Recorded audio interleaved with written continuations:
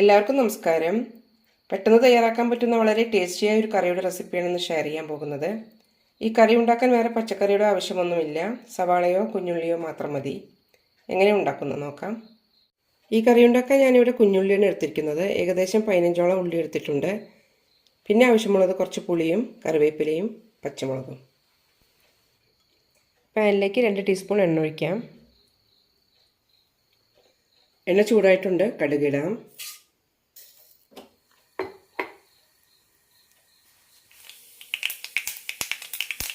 കടുക് പൊട്ടിക്കഴിഞ്ഞിട്ടുണ്ട്. ഇതിലേക്ക് 1/2 ടീസ്പൂൺ ഉലുവ ഇടാം.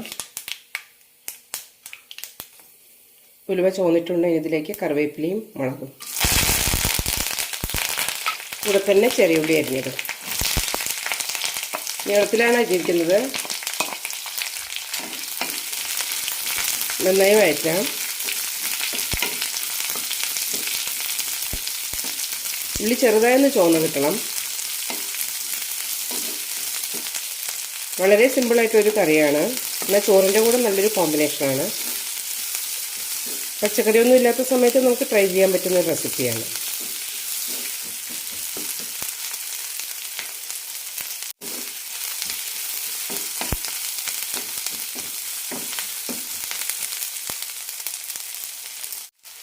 ഇനി ഇതിലേക്കൊരു 1/4 ടീസ്പൂൺ മഞ്ഞൾപ്പൊടി കൂടി ഇടാം.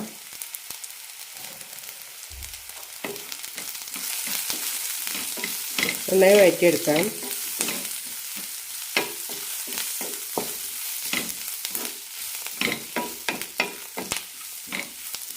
മഞ്ഞൾപ്പൊടിയുടെ സ്മെല്ല് പോകുന്നത് വരെ ഒന്ന് വഴറ്റണം. ഉള്ളി ചെറുതായി ചുവന്നിട്ടുണ്ട്. ഇനി ഇതിലേക്ക് പുളി ഒഴിക്കാം.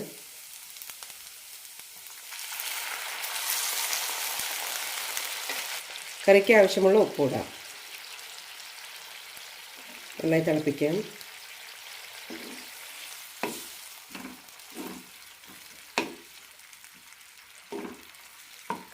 ലോ ഫ്ലെയിമിലിട്ട് 5 മിനിറ്റ് നന്നായി തിളപ്പിച്ചെടുക്കണം.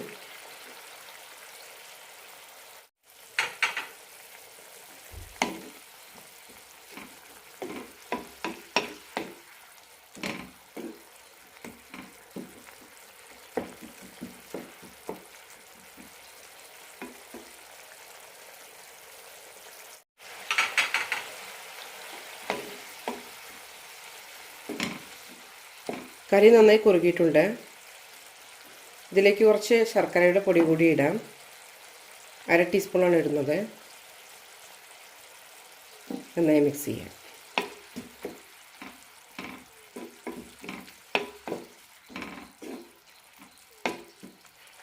ഒന്നുകൂടി തിളച്ചാൽ ഫ്ലെയിം ഓഫ് ചെയ്യാം. നന്നായി തിളച്ചിട്ടുണ്ട്. ഇത്രയും മതി. വളരെ ടേസ്റ്റിയായ ഉള്ളിക്കറി റെഡി ആയിട്ടുണ്ട്. എല്ലാവരും ഒന്ന് ട്രൈ ചെയ്ത് നോക്കൂ.